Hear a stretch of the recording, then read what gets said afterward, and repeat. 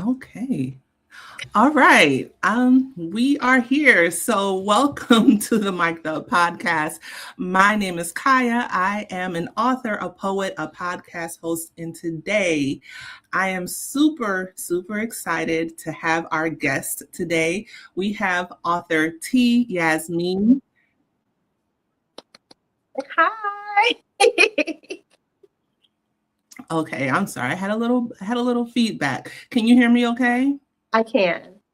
Okay, all right. So we have author T.Yasmeen in the house, and we are going to talk about her debut novel, Keep It Cute. Because we're gonna keep this cute. And you look cute today as well. Thank You look you. really I cute. appreciate that. Hmm. I appreciate And I that. love that you have your artwork back there for your book. And when we get to the book discussion, I'm going to Mhm. I'm going to need to know which character is which on that book because I Okay. could not figure it out. Okay. I got you. I got you. All righty. So I want to thank you all for joining us today. If you are watching, please go ahead and hit the subscribe button. Drop in the comments where you are watching from, and let's get started. So I'm going to start off with your bio, and we're going to get right into the Q&A to learn a little bit more about you. How are you Okay. feeling? How are you feeling? I feel good. I feel good. Like I told you earlier, I was waiting for my girl. She's supposed to get her earlier. They playing. So I was a little irritated, but I was like, they're not about to mess this up. Look, I understand. I understand. I feel your pain. All right. So your bio reads, by day, T.Yasmeen is a dedicated professional, but by night, she fully embraces her fun-loving, free-spirited side. With a passion for laughter, deep conversations, and good company, she thrives within her small but cherished circle. Whether she's recording her podcast, Conversations on the Balcony, hanging out with friends, or simply enjoying a cozy night in, she finds joy in every moment, a true blend of adventure and relaxation. She brings authenticity and warmth to everything she does. Very nice. Very nice bio. Thank So you. I want to, you're welcome. So when I have someone on the podcast that I've never had before, I always want to start from the beginning. Are Okay. you able to tell us about your background and how you first got into writing?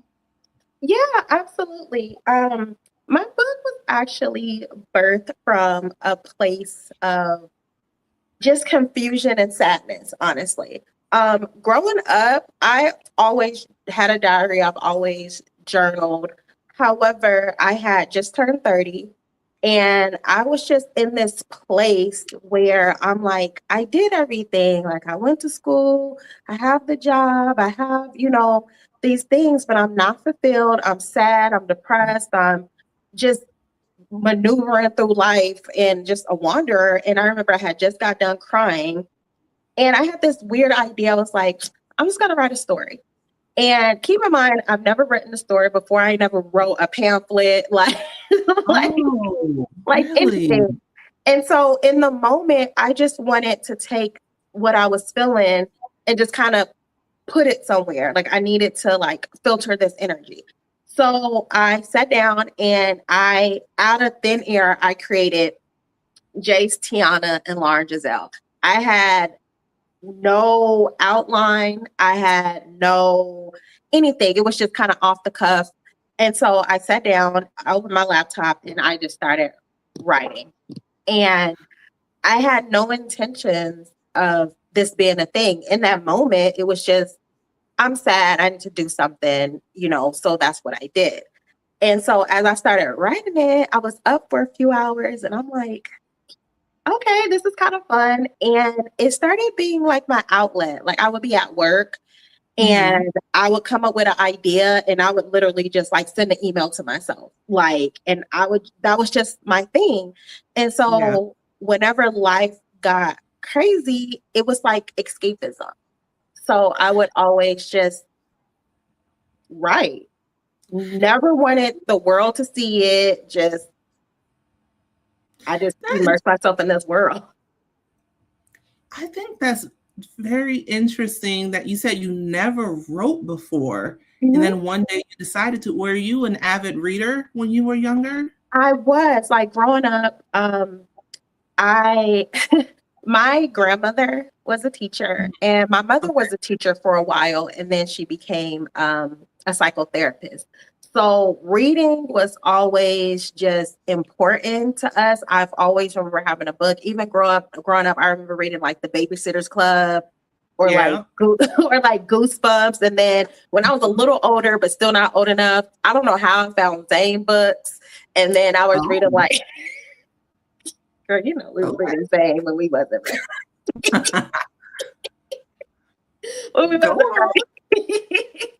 And then I was just always just I found my imagination through books. It was Yeah. just a way to just escape. So I don't know in that moment what said, hey, just write a book, just write a story, but I just I did it. And Right. it was a journey. Like I said, I wrote the book when I was 30 and I didn't release it till I was 39. It was just something I was just collecting dust, you know? Wow. Okay. Um, so I'm just so intrigued that Okay, you never wrote before 30. no. So you said you read Zane, but let me ask you, like you said you were an avid reader as well. Hmm. So who would you credit now that you're writing? Who would Hmm. you credit to be some of your inspirations? I would probably say like Terry McMillan.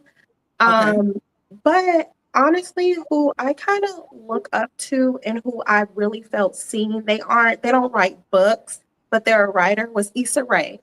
And I remember when I was Mm, introduced to Awkward Black Girl when it was on yeah. YouTube, my homegirl was like, "Oh, it's this show, blah, blah, blah." And so I was watching on YouTube and I just related to her because it was, I think at the time, like being a little quirky and weird, like as a Black person, as a Black woman, wasn't necessarily like shown, or if it was, Right. It wasn't mainstream.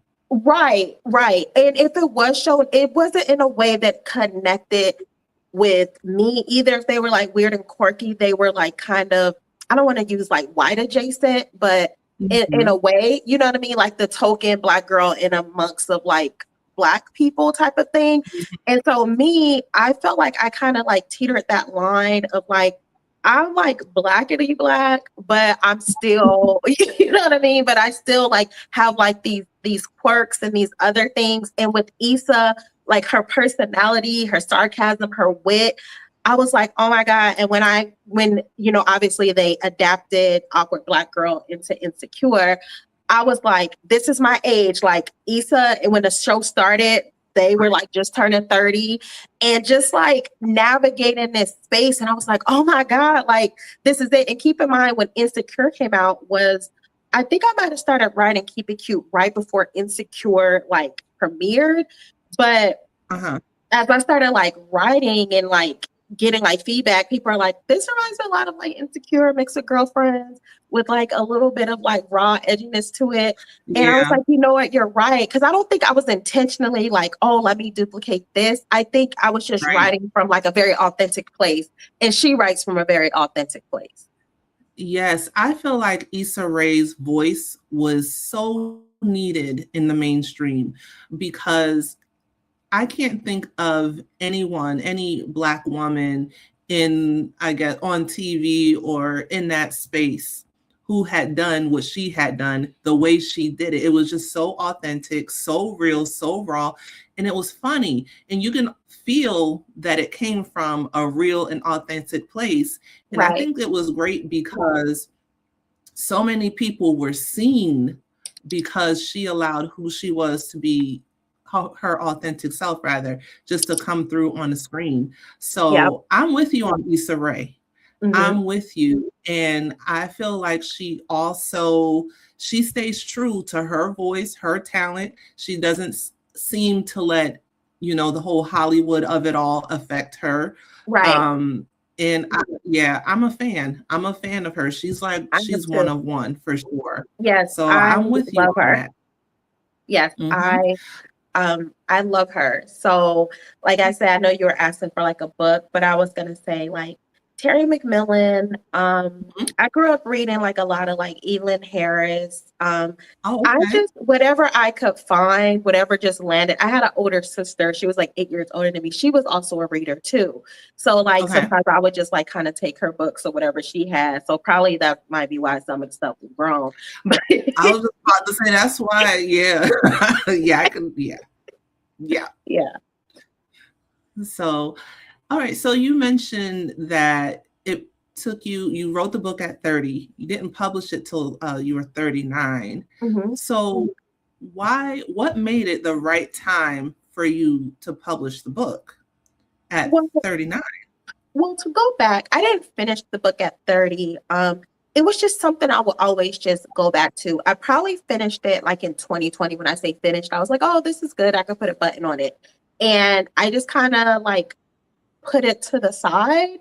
Um, but during the time when I turned 30, which was very important to me, is number one, 30 was always like this huge thing, and it was always like a destination as opposed to just like an age. So like, Mhm. you have this thing where it's like when I'm 30, I'm supposed to be this and this and white picket this and this and this. And Oh yeah.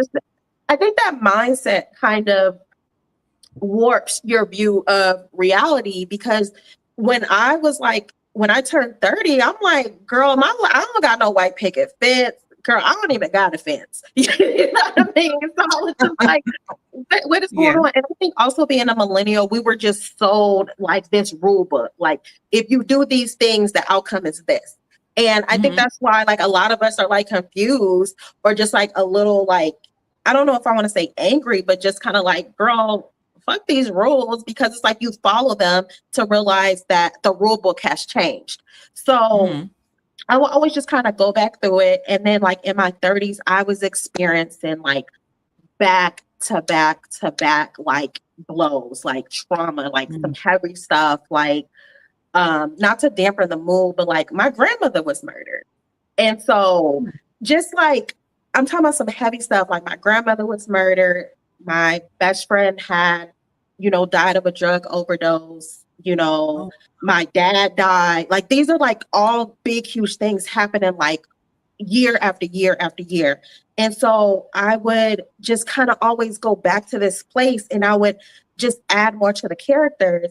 And so when I was getting to 39, right before my 39th birthday, like my sister I was speaking about, she had passed away from cancer.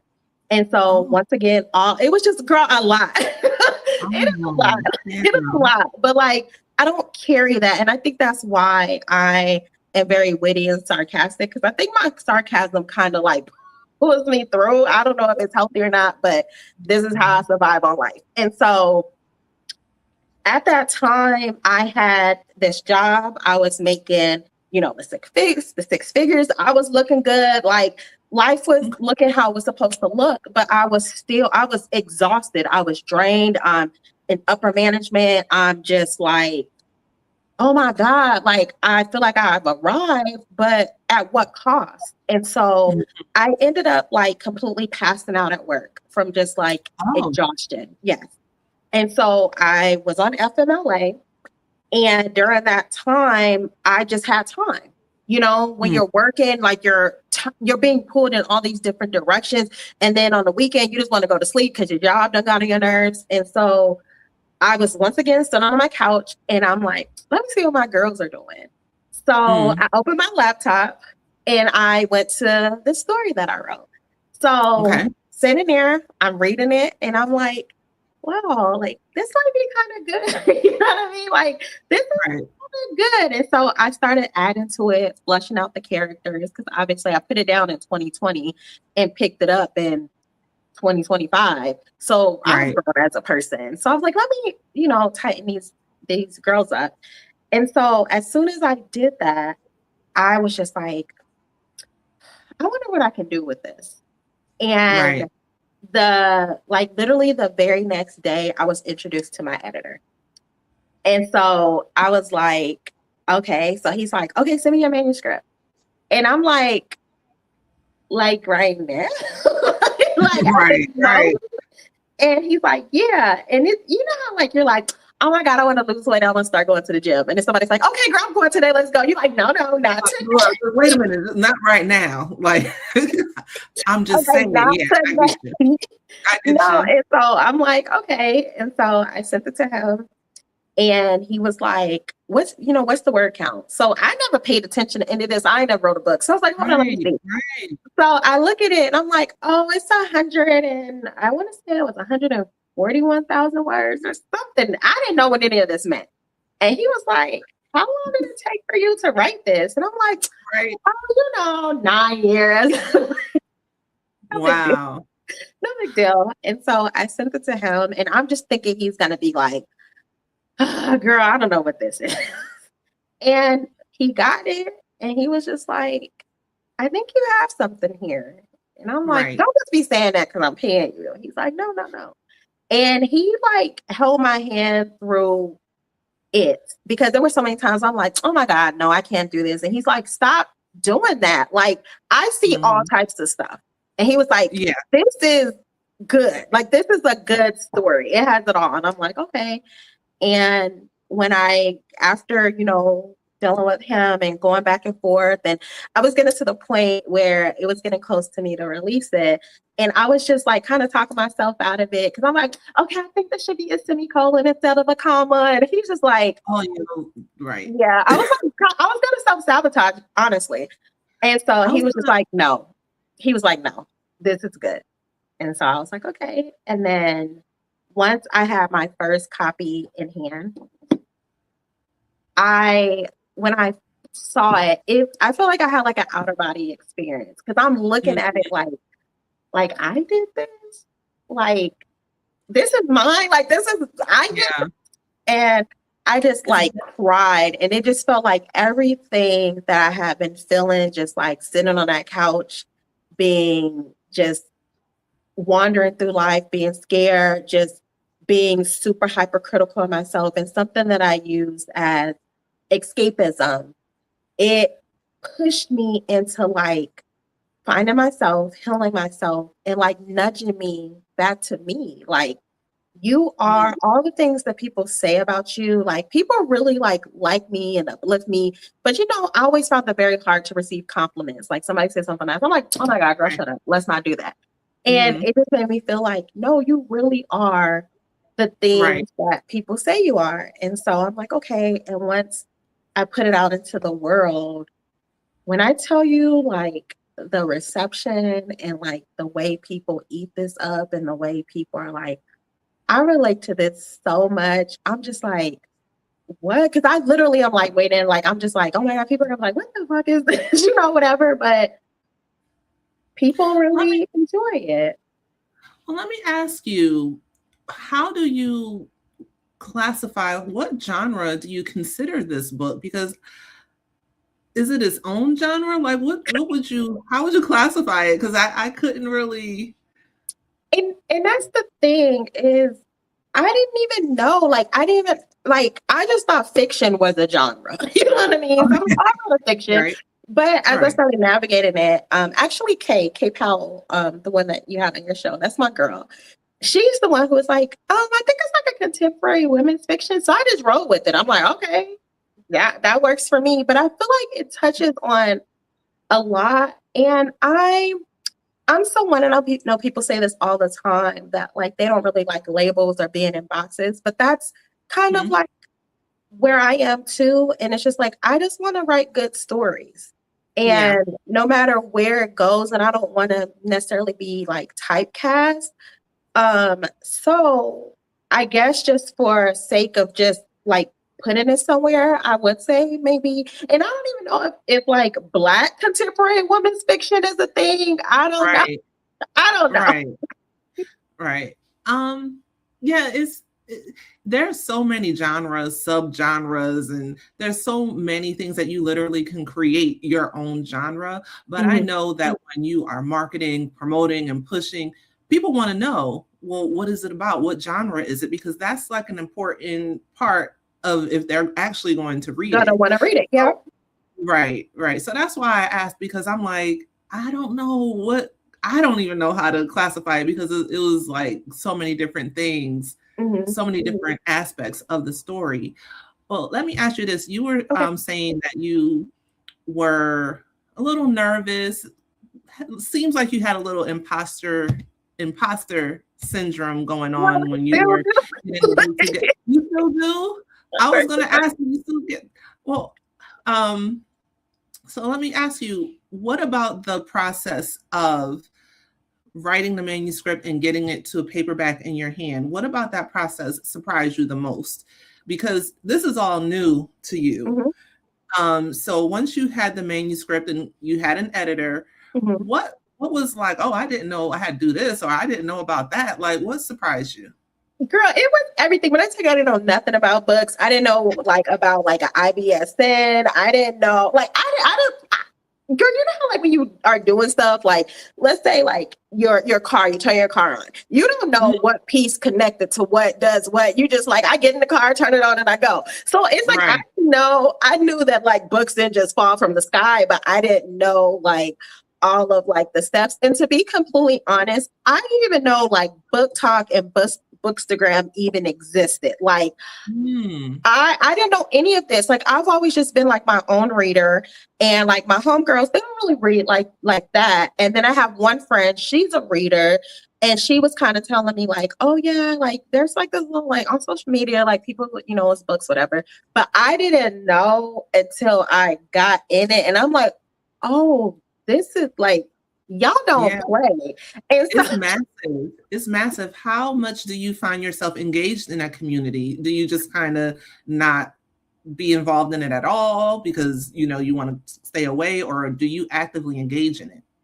I'm in there. I'm actively engaged, but I'm not like ride or die, like we shall overcome. Like I'm not that. I think I've always navigated spaces of how do I explain it? Like, I know how to move around in spaces in a certain way. Like, even if I don't know everything about, I'm not like a perfectionist in everything. Like, I'm a very curious person. So I know a lot. And so in the space, I've connected with a lot of like, I have a few indie author good friends, like Kay Powell. That's my girl with Liberty Talk like every day. And then I have Nicole Monroe, and me and her connected because she had put her book out around the same time as I did. And we both were like, okay, we're going to read each other's books. And then from there, we started doing lives where we bring other indie authors on to just talk about books, because I felt like I'm so new to this. I don't know, girl, I didn't know anything. I didn't know what a TBR was. I didn't know what DNF meant. I didn't know. That's actually good. That's actually a good thing that everything is new to you. So you get to really learn and experience things as you go. It's not like you are already influenced on what people want to read, what, you know, what the reviews are. That's actually a good thing because it keeps your mind pure. You know what I mean?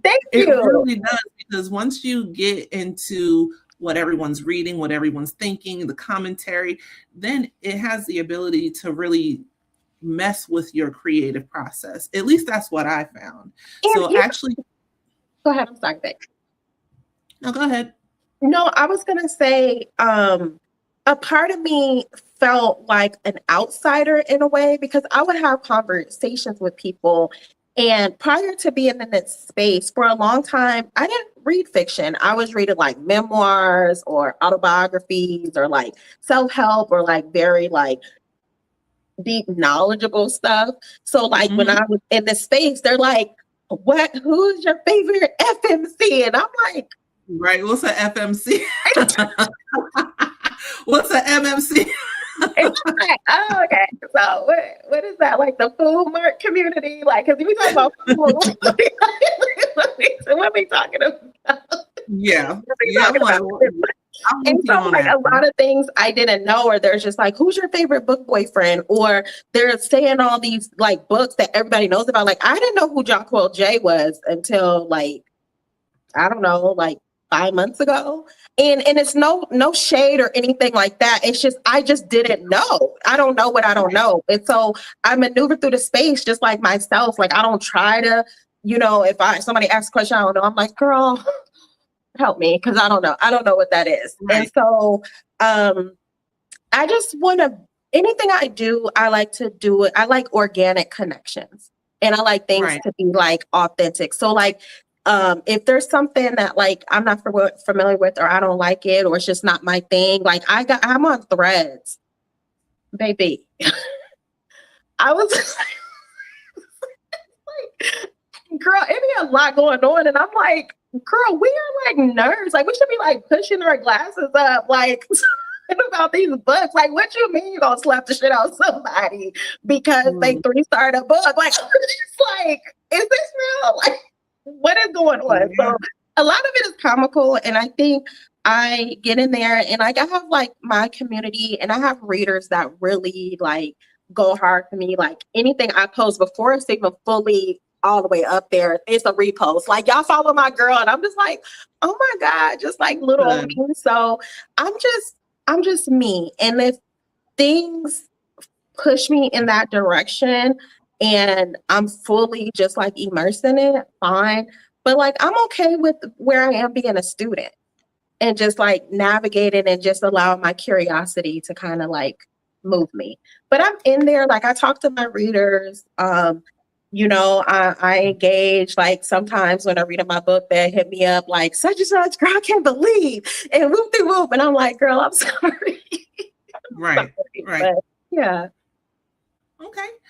Well, let me ask you. So, Keep It Cute is your debut novel. Yeah. What are you working on right now? Because let me not even spectate. What are you working on now, if anything? Well, the follow-up to Keep It Cute is actually with my editor now. And the title of the sequel to Keep It Cute is called Keep It Between Us. And I am excited and nervous for that to come out. I'm hoping to release it this spring. And writing my second book was a lot more difficult than the first one, because the first one was just 9 years. I just popped in, popped out. And so with the second book, I felt a little bit of pressure. And I don't know if it was others or myself. I was in my head a lot more just because Keep It Cute has received such good like reviews, and like people really love it. And a part of me is just like waiting for the other shoe to drop for people to be like, girl, what the fuck? But it took me a minute to really find my flow. And in the second book, it is a little bit different from the first book. And that was more intentional because it allowed me to make the second book its own thing. And not to give away much, but in the second book, it takes place 3 years later. So the girls are a little bit older. Okay.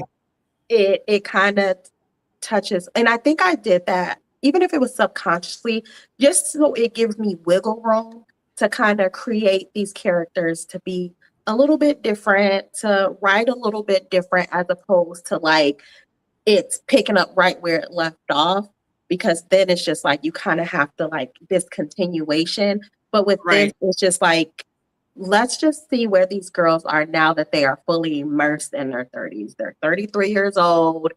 How are your friendships that you have in your 20s a little bit different in your 30s? And keep in mind, these girls met when they were 18 years old. So just life is different in your 30s, you know? Right. I was going to definitely ask you, well, you already said it, that it's still, the story is still the girls, because I was going to ask you, are you breaking it up into the separate people, but you're keeping them all together? So I am keeping them together. It is going to be a trilogy.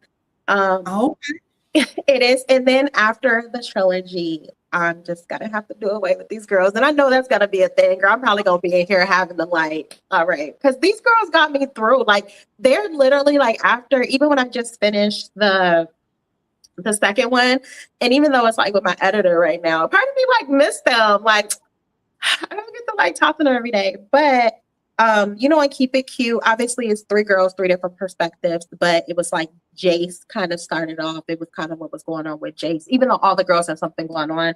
And the second Right. book is more Lauren.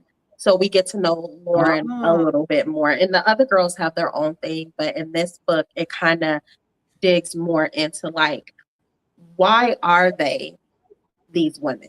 Like their backstory in a way, we get more involved in like their families. Just relationships. It's a little bit different. But I think it'll be received well if people allow it to just be these girls maturing and not like, girl, they're not dancing on tables. It's like they're a little bit older. Yeah, You know what I mean? they were definitely in their 20s. Let me just say it like that. They're definitely in their 20s. Right. They can't dance on tables like that. No, you can't, especially in your 30s. Well, mid-30s, your knees start to Girl, go. that's Your what I was back. about to say, girl. I've been down now and my knees be popping. I'm like, No. Well, let me ask you this before we take a little interlude. okay. What would you say to someone who has a novel, a book, an idea, much like yourself, that they're just kind of sitting on? What advice would you give them with that work?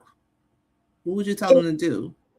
If they're just sitting on it, first I want to know, like, well, why? Like, what was the purpose of you writing the story? And then why are you sitting on it? And if they're like, Right. I'm scared or I don't think that it's good enough or whatever, like I would just ask like, well, what about it do you think is not good enough? Or would you be open to allow somebody else to like read it, to give their unbiased opinion, not necessarily like you're a homegirl unless you got a homegirl that's going to be like, girl, I love you to death, but whatever. And then I would just say, Right. just if you feel compelled or it keeps coming to you, like it just sits with you, like, I got this book, I don't know, but it's like, just at least allow someone else to read it, allow others to read it, just so you don't have to necessarily put it out into the world right away, but at least like put it out in like a contained space and then see what the feedback is. And then just like put it out there, because there's an audience for everything. Like there's some shit that I'm like, girl, what is this? But people eat it up. And I'm like, just because it's not for me, don't mean this ain't somebody else's like everything, So I would just say just, go for it. And like, we're all new at something. Don't nobody know what they're doing. You know what I mean? And it's like, you never know like what it is, and just keep at it and you get better. Right. That's it. Right. That's it. I agree. So now we're going to get into the book discussion. Okay. But before we do that, I put together a little game for you because you watched the game show game that we did, and you reached out to me and was like, next time you do that, I want to do that. I want to do it. Yeah.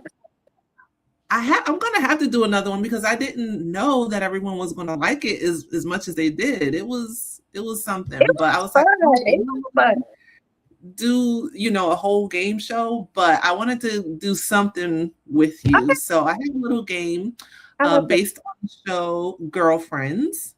Okay. And so I'm going to ask you questions, and you're going to tell me which girlfriend would you call for these situations. Okay. Now, I'm almost certain that almost everyone knows what the Girlfriends show is. If you haven't watched Girlfriends, go watch Girlfriends. It's a great show. It's very good. And actually watching it through the lens of 40 plus, between 20 plus and 40 plus, for me is it's actually very interesting, but I digress. So let's see. The characters on the show Girlfriends are Maya, Joan, Lynn, and Tony. So the first question is, which girlfriend are you calling to bail you out of jail? I would say Joan, just because she's an attorney. Oh, see, that's a good one. I wouldn't have thought about that. I would have been, okay, Joan, that's a good one. But I think just like a ride or die, I would probably say Maya. Okay. Maya. But just logically thinking, I'm like, Joan. That Because she's makes with sense. her. That actually makes sense. Let me see. Which girlfriend are you calling to turn up at the club? Just one. What's at the club? I would say Maya. Maya? I Uh-huh. would say Lynn or Maya for that one. I was thinking Lynn too, because Lynn is Lynn is a good time, but I was like Maya because she's just always like I can go either way, but I would probably say Right. yeah, I Maya. agree. I'll go with Maya. Okay. Which girlfriend are you calling to be a reference for a potential job? Um, maybe I'm either saying Joan or Tony. Probably Okay. I'll go with Tony. Tony. Okay. I'll go with Tony. What about Tony that will make you choose her? Just curious. I just think because she like thinks so highly of her that I would pray that she could use some of those words to like Yes, to use towards me. indeed. Indeed. Okay. Which girlfriend are you calling to go with you to pull up on your cheating man? Uh, once again, I'm saying Maya, but Lynn too. But I Lynn's don't a know if Lynn could little fight though. crazy. I don't know if Yeah, Lynn could fight. But Maya, she's from the hood a little bit, so I feel like she'd yeah. be like, all right, girl, let's do what we gotta do. But Tony from the hood too. She She is, just acts she like she is. But isn't. sometimes you be forgetting because the way she be acting, but you're right. You're right. Yeah, You're right. yeah. Let me see. Which girlfriend are you calling to vent to?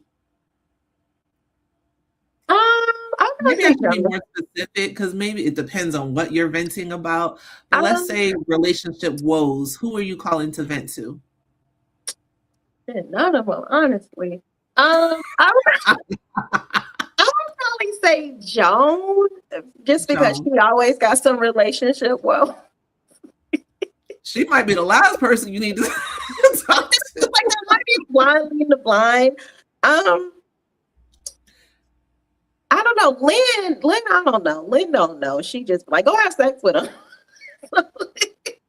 Yeah, that's true. But you know what? Honestly, Maya seems to give pretty good advice. Yeah, I'll agree with that. Yeah, Okay. I would probably say Maya. Which girlfriend would be your plus one to a red carpet event? Oh, Tony. Oh, I got you. Yeah, that's It's a good Tony. one. And the Who last were you one, thinking? um, I was thinking Joan only because she has that she adapts to her environment. She acts accordingly, depending on where she goes. You know what I mean? So That is I'm like, true. she's not going She's to very act a like fool. adaptable. Yeah, she's going to show up wearing the right stuff. She's going to say the right thing. She's not going to embarrass me. That But is true. that's yeah, my line of thinking there. Last one is which girlfriend, and I think I know who you're going to say for this one. Okay. Which girlfriend are you calling when you need a reality check? Maybe I don't know. Who would you call for a reality check? This might be a little like outside of the box, but I would probably say like Lynn. Lynn seems like Really? Lynn seems, I don't know what it is, but I like Lynn a lot. Like maybe because she's such a free spirit and she just like, Right. probably Lynn, maybe. Who were you Okay. thinking? I was thinking Tony because she really doesn't cut her words. That is true. She That is doesn't true. care what she doesn't care what she says to you. Like she cares, but she I says it think out with of love. Tony, I think with Tony, you have to like be in the space to receive what she about to say. But if you like in your raw form, you've been us slap the shit out of Tony because you'll be like, I don't want to right now is not the time for I told you so. Like I don't need that right now. Right now, I just need somebody to just hear me out. Right. Right. So yeah, that was fun. I It like that. was. It That was. was so I created that game, Who is Your Girlfriend? Because I felt like it ties directly into your debut novel, Keep It Cute. Yeah. I would like for you to tell the audience a little bit more about your book and the characters. Okay, yeah, perfect. So Keep It Cute essentially is a coming of age story. And I know when people Mm-hmm. think of like coming of age, they normally think of like you just graduated high school, about to go into college. But I don't think there's a lot of space for like coming of age when you're grown. Because there is a transition between like your 20s and your 30s, and probably your 30s, your 40s, or whatever. But essentially, the book centers three best friends: Jace, Tiana, Lauren, Giselle. They all met in college and now they are all 29 years old. They are all dealing with their own stuff. Jace is going through a breakup. She's a teacher, but it also shows like just because you're going through stuff, you still have to show up. You still have to show up in life, do your thing. Right. Tiana is a psychiatrist, yet her life stay in shambles. She's in a toxic she's in a toxic Understatement. relationship. She Understatement. there's such a juxtaposition with all of the girls with their profession and who they are, like when they take the mask off. Then there's Lauren Giselle, who doesn't really have a job. She's just like an IG baddie, and she's always just kind of maneuvered through life through her looks. Like just the male gaze has got her through life. But underneath that, she's actually really smart. Um, she's more than what meets the eye. And the Right. only thing constant in their life is each other. And Mm-hmm. they go through a lot. They all have their own individual stories. It's told from each person's POV. Yep. But essentially, what you will gain from the book is how you always have to choose you, even if others don't. That when life gets a little shaky and you're not at your best, having friends that will uplift you, but also hold you accountable. Because you don't need friends that are just like, oh, girl, you out here doing great. That they're Right. like, all right, you need to tighten up.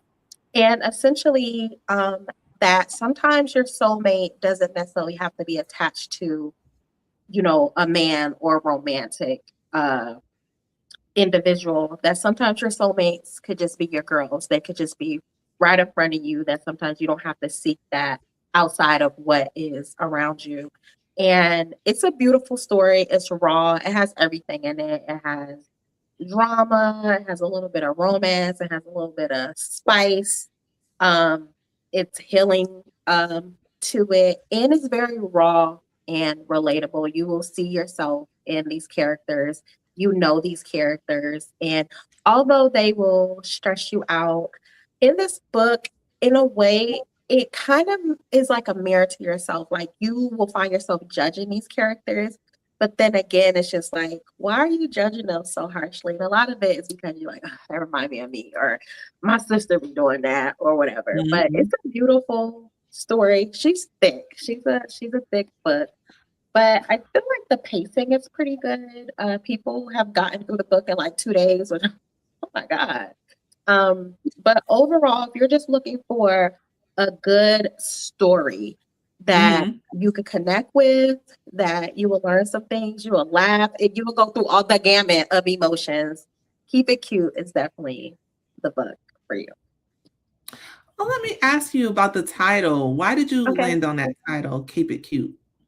You know what's funny? I prior to Keep It Cute, it was untitled for a while. And then I was almost going to title it Champagne and Tears, but I don't feel like that hit the same.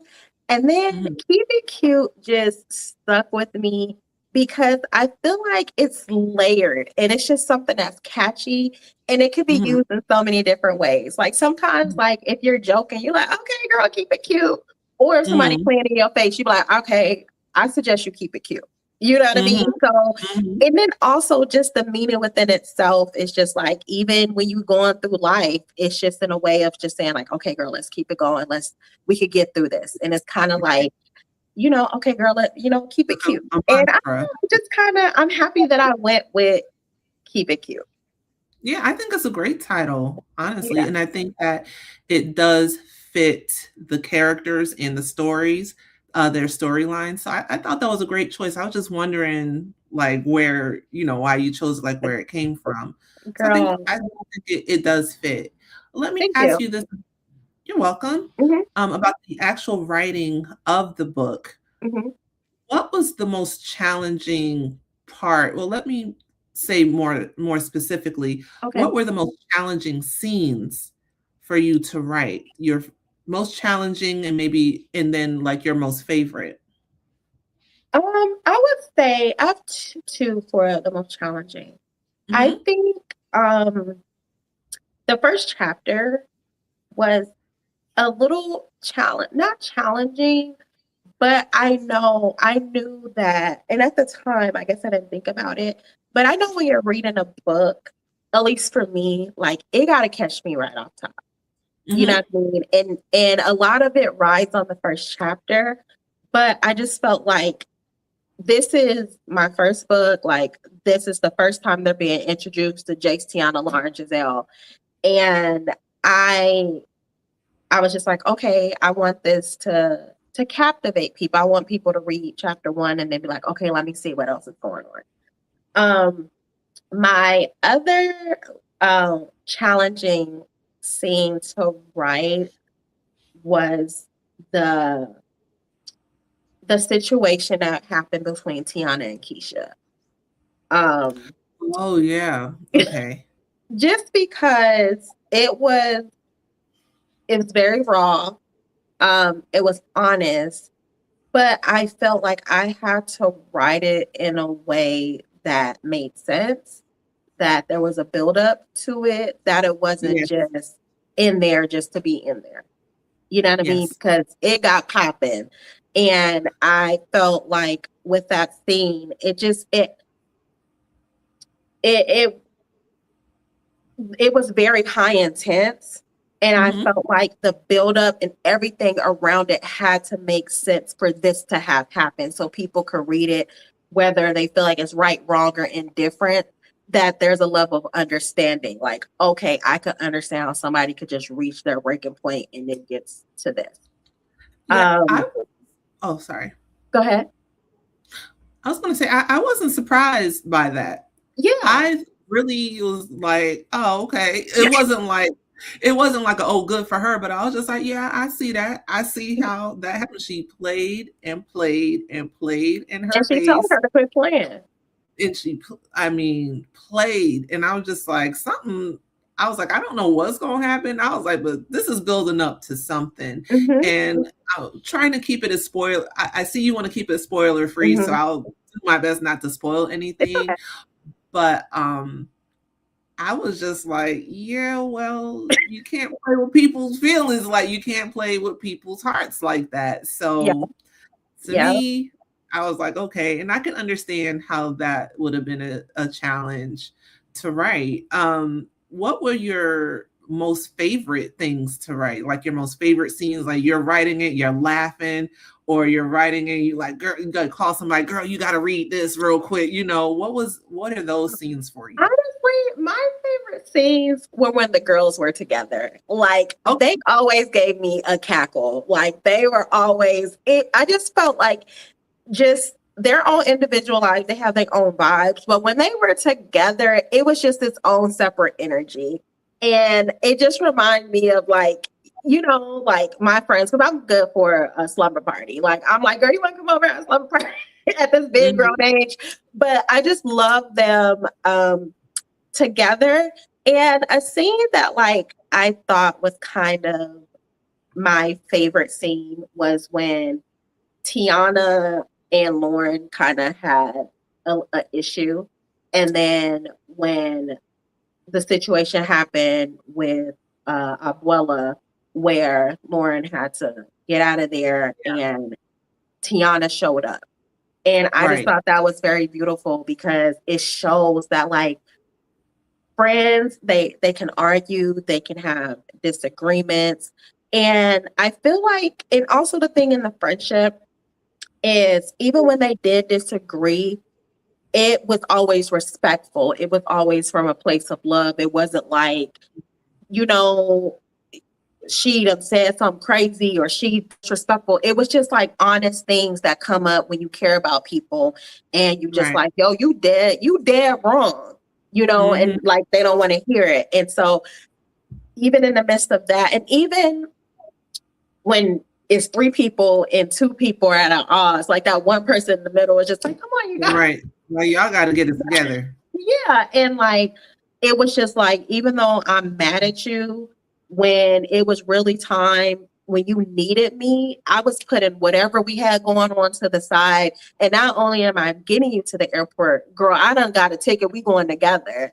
And so I thought that was beautiful. And I wanted to highlight like women's friendship where it's not all just like, oh, everything's great and we just go to brunch and have a good time, Right. where it's just like real life happens. And that's when you really want to know, like, are you really there for me? Because it's easy to be somebody's friend, to love somebody when it's easy. But when somebody's life is falling apart, when we not really fucking with each other right now, but I get that call that my girl need me, like, all right, girl, let me go be there for her. And they just, so I felt like that was beautiful. And I think that was one of my favorite scenes. Okay. So do you feel, did you surprise yourself with anything that you wrote, being this was your first time putting together like a full novel? Because I know when I write, sometimes I don't know where stuff comes from. I'm just like, oh, okay, that works. That works. So did you have a lot of surprise moments, like you didn't know it was in you and it just came out like that? Yeah, for sure. Hell, this whole thing was a surprise, girl. I'm surprised I'm on this line with you right now. But like, yeah, a lot of things surprised me. Just being able to create this story and write it. Like, people have always told me like I'm a good storyteller. Like, I can tell you what's going on, like all those things, but like having to like format it and like put it in something that makes sense, that ain't just all this stuff all over the place. But yeah, I definitely just, this whole journey just surprised me. And I think, not that it surprised me, but when I wrote about the backstory between Tiana and Jace, Okay. I was just like, that was a super relatable like situation. And so I was just like, should I put it in here? But the should I put it in here was like after like I was reading it. But when I was writing it, it just flowed. And I was like, you know what? I think this kind of adds to the story. And it kind of like, I think it makes it a little more rich in a way. It does. It made it very, very relatable. Because I was just like, yeah, I think that there are so many women who have experienced something similar to that. Like, I spent all this time building you up, you know what I mean? And then 2 seconds later, I'm not going to stand on my soapbox, but I do think that was a super relatable storyline. And I really think it was a great choice to start the story like that, because we're like in it now. Like, oh, we're like in it, we're invested. So I thought you made a great choice starting the story that way. And I think, go ahead, I'm sorry. Go ahead. And I think also, I wanted the story to be, I wanted it to be real and honest, and not everything necessarily like ties up in a bow in a way. Although there are men and, people are dating or there's romance there, I didn't want the focal point to be, oh, let me run off with a man. Let me end up with a man. I wanted it to be just like, they were all just kind of like revolving characters around the story. And honestly, like when I wrote the book, the names were Jace, Tiana, Lauren, Giselle. I knew that. Now these men, girl, I done changed their names a million times. Like, I don't even remember what Cameron's name was. I ended up naming Cameron after my homeboy, whose name is Cameron. And when I did that, he was like, all right, don't be. And I was like, no, he's not that. He was like, don't be playing in my face. But at least Cameron was the good one. At least. Right. Don't be playing in my face. So I was just like, literally, and even the name Jordan, I was like, he played basketball. Like, I think his name was like Thomas or something before, but I was like, this don't sound like a Thomas. And I'm like, oh, Jordan, he played basketball. We'll go together. Like this work. It was just like, they were just there and they were part of the story, obviously.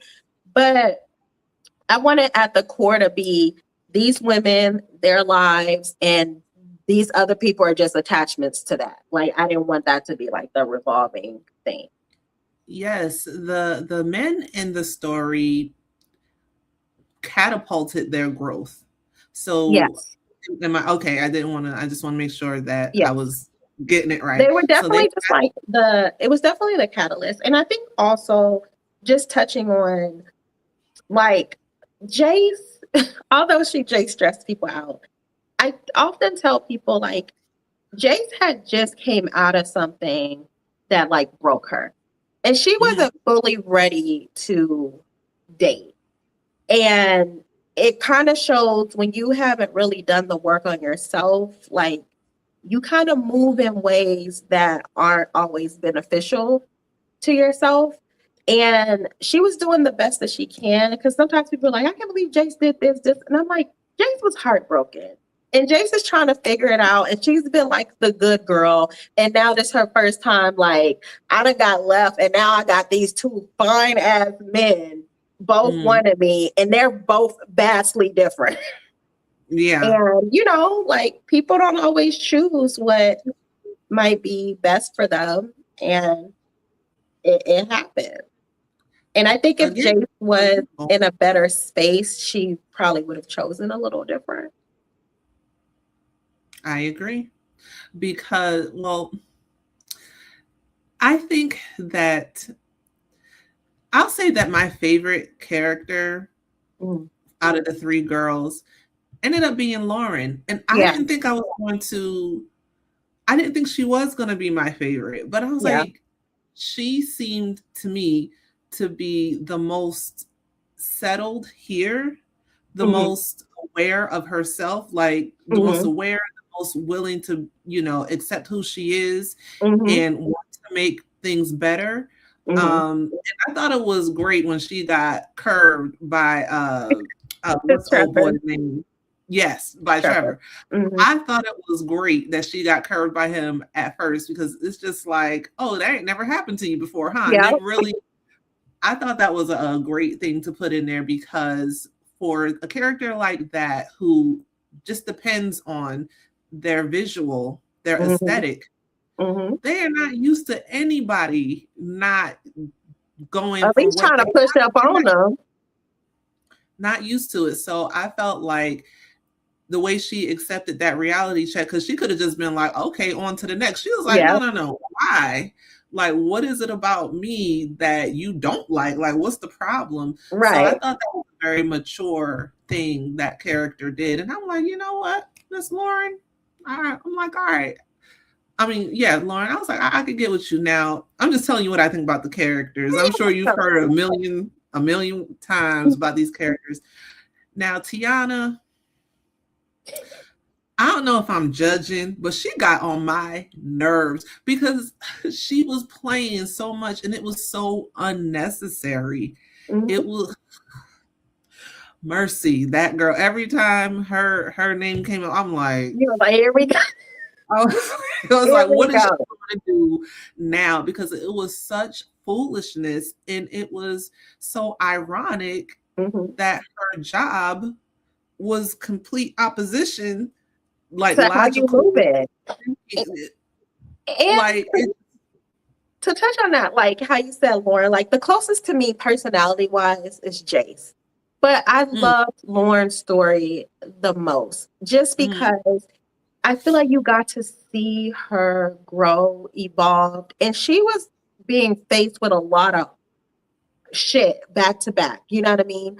And mm. so to see her like navigate that and then just like her evolution and just all of that. And I love, like, I was really, really close to my grandmother. So that's why I wanted to write Lauren and Abuela having like this sweetness that Mm. I, I don't know, that I really liked.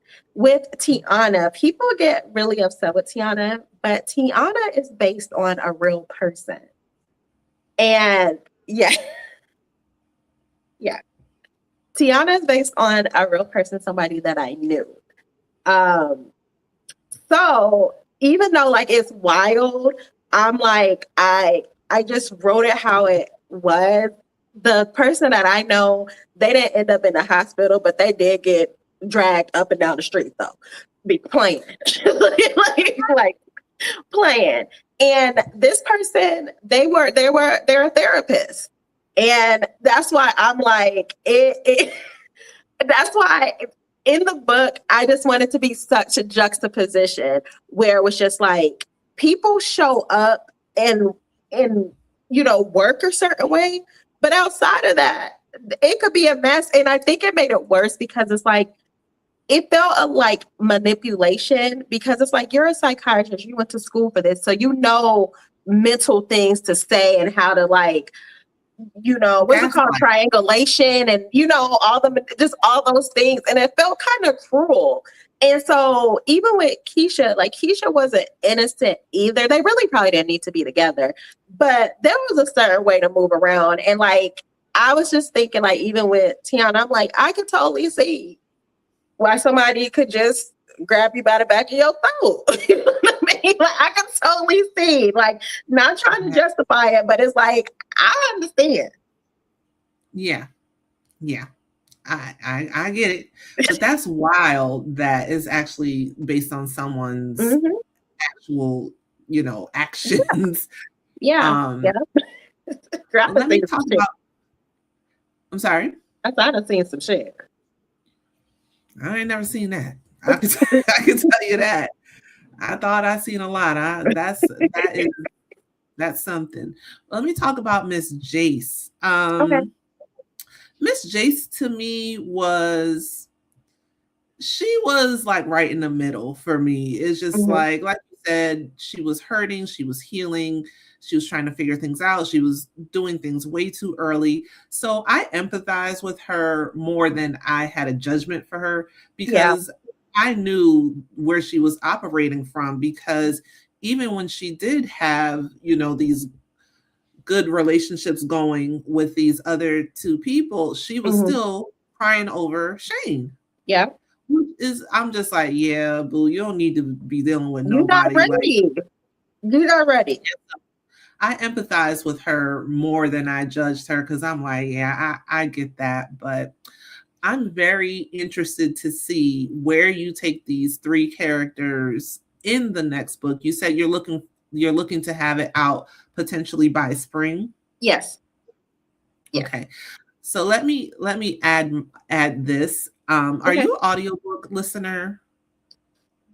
Not really. I just got into it. I'm actually doing an immersive read. I'm reading Allen Iverson's memoir, and I'm listening to the Audible in the book.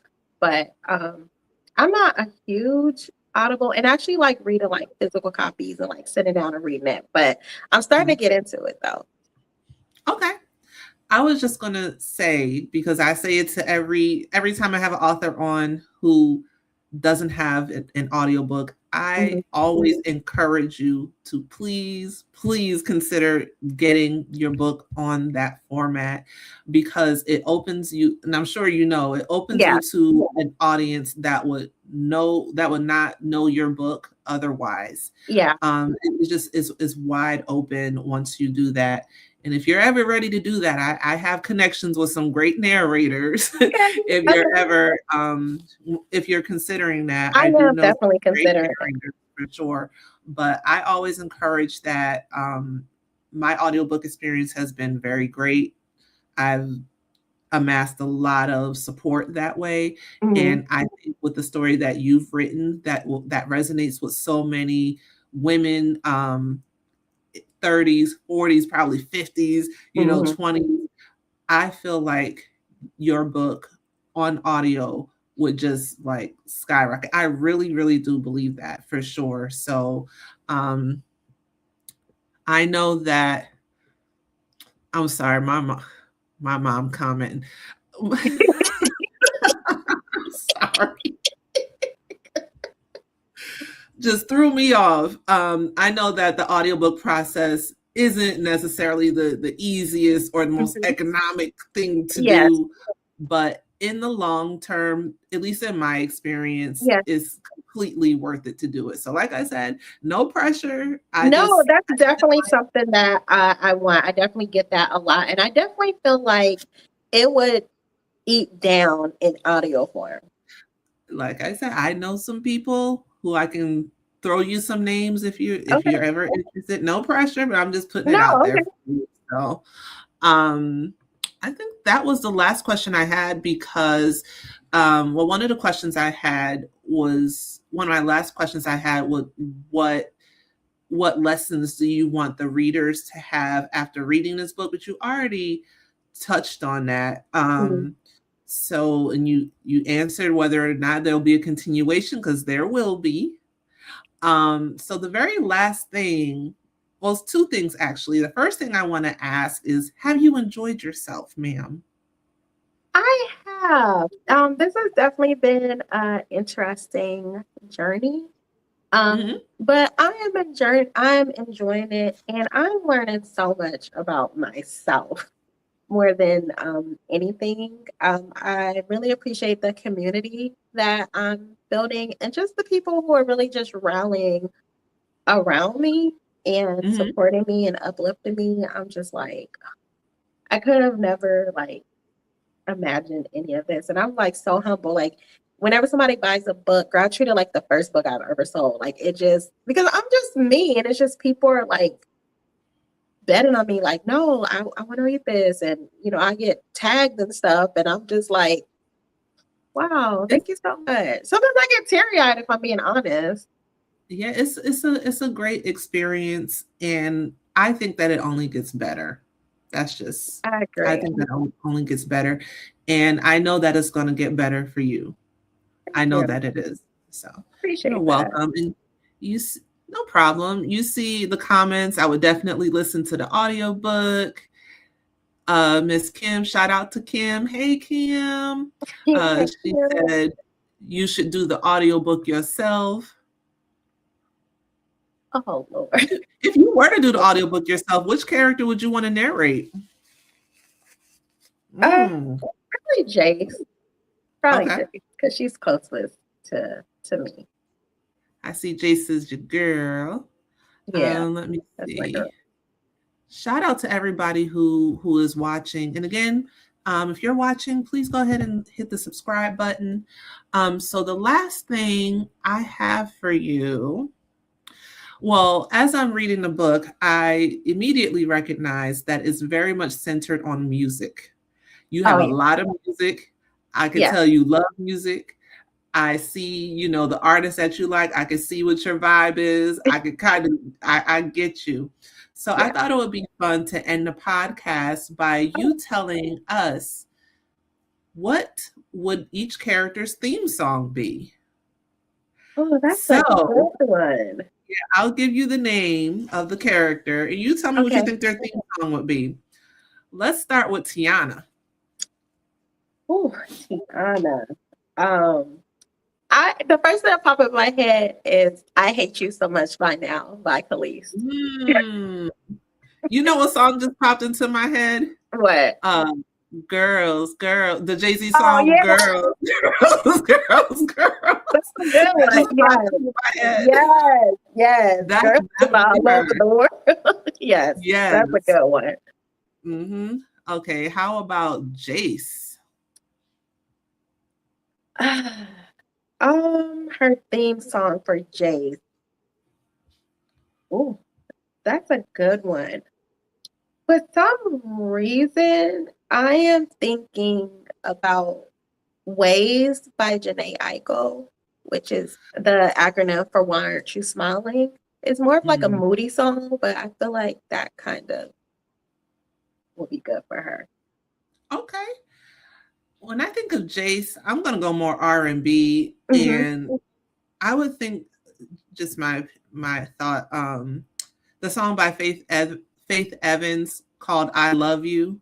Oh yes, I I think love that'd be a good you. one for her. I think that'd be a Yes, good theme song for that is a good one. That is a good one. her. Okay, what about Miss Lauren?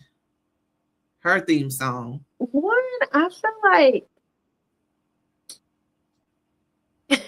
top of my head is it's a Cardi B song. She's like, "This is I fun." knew you were going to say Cardi B. I knew you were going to say Cardi B. I was like, let me not say nothing because I already It's knew it. like the beginning of it is like, "This is for the nasty hoes" or something. It's like, "Ba ba chicken ba, get some head." Oh my God. That's large as hell. I knew it was going to be something Cardi B. Let me think. I don't know. I can't think of one for Lauren. I don't know. I'll try to think of one, but Yeah, nothing popped in my head immediately. What about Keisha? Keisha was something. Um,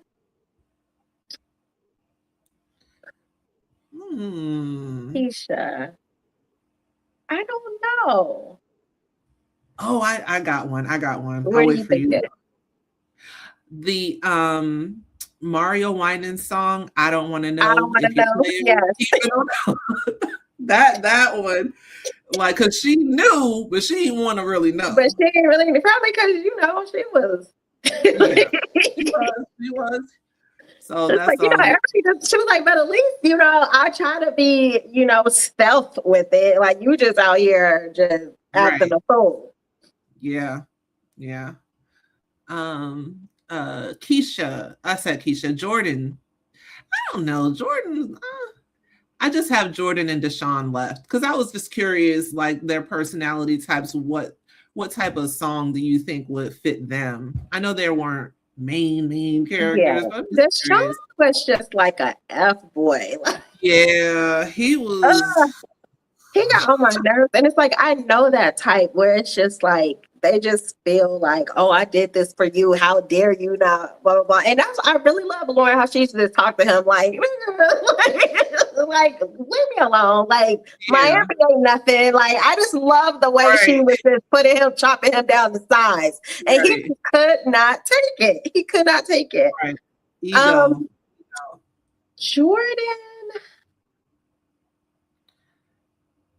I don't know. Jordan just, I knew something was up with Jordan. I just say that. I just gotta say that. I know we done with all, but I have to say, I knew something was gonna drop with him. I'm like, ain't no way. Ain't no way this man is this all these things. upstanding. All these things.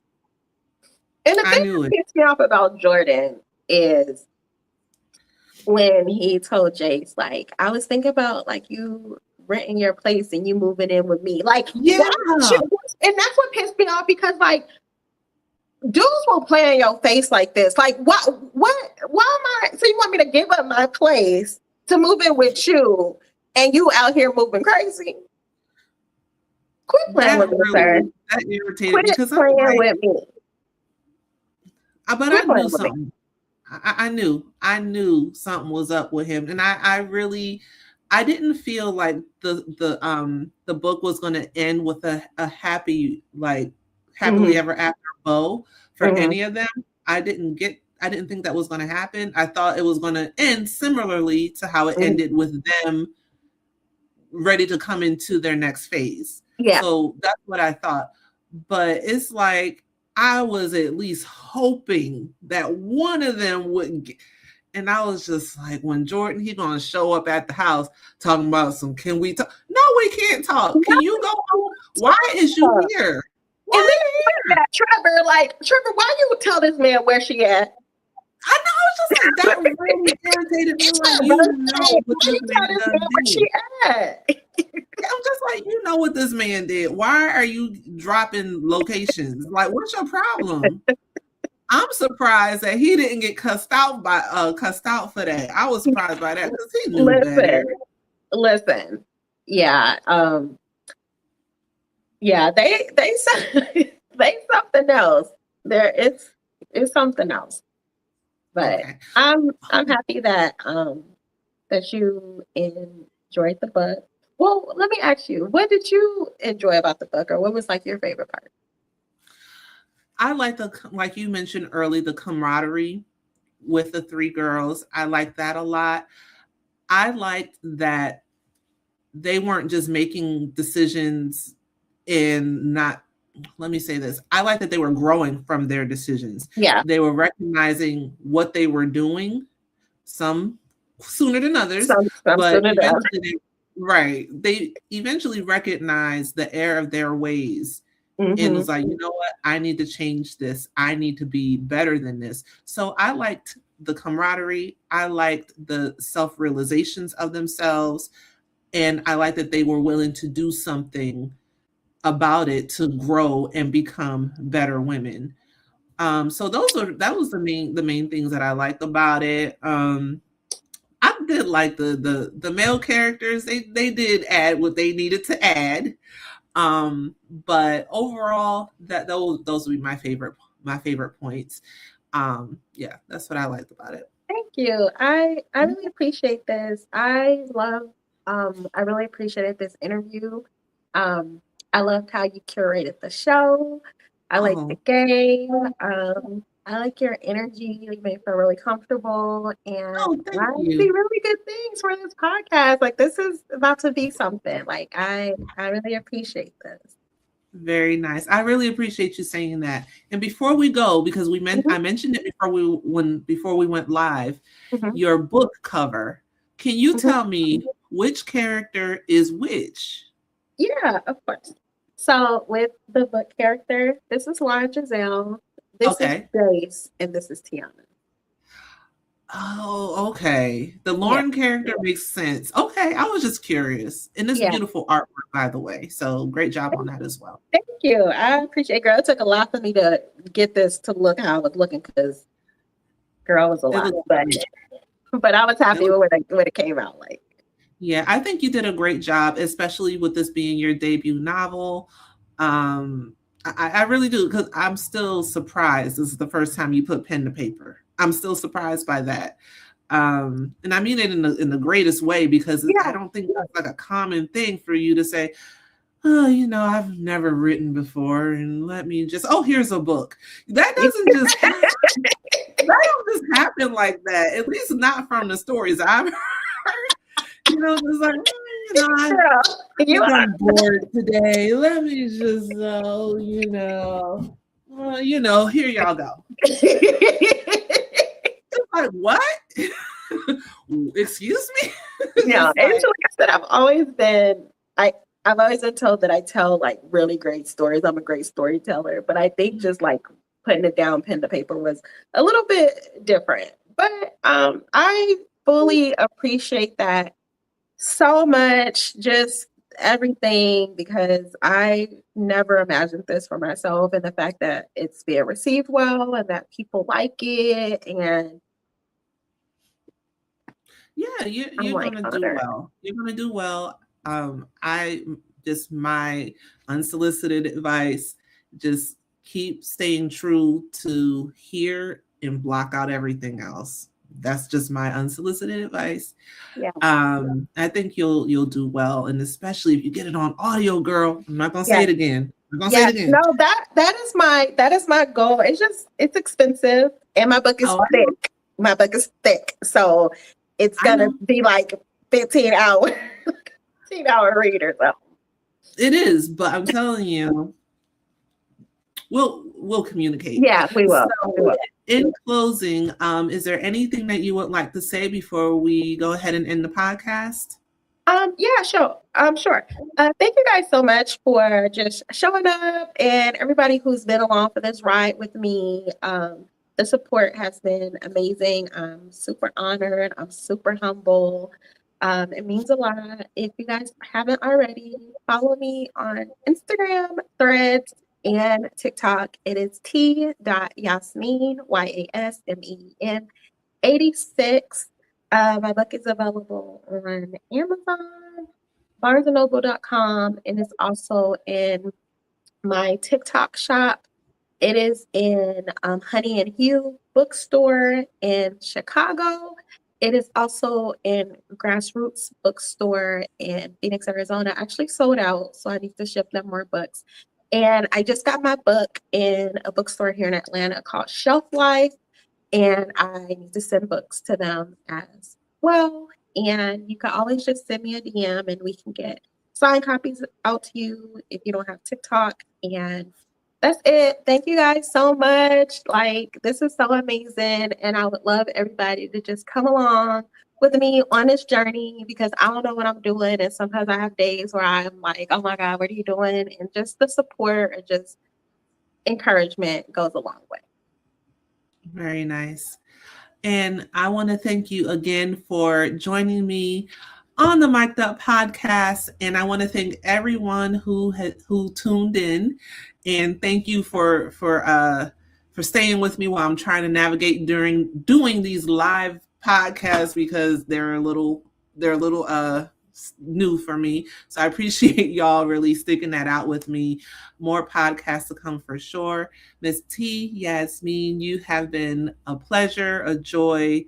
It's been a really great podcast, and I hope that you get plenty more readers from this podcast. And another comment is a great conversation. Thank you, T. Thank you. Jackson 1021. And I just wish you much success when your new book comes out. Go ahead, hit up your girl. Let me know. You can always come back. Yes. Thank you. Thank you so much. This is so awesome. You made my day. Oh, thank you. I'm so glad. I'm glad you had a good time. So thank y'all for watching. I appreciate it. And we will see you on the next one. Bye, everybody. Bye.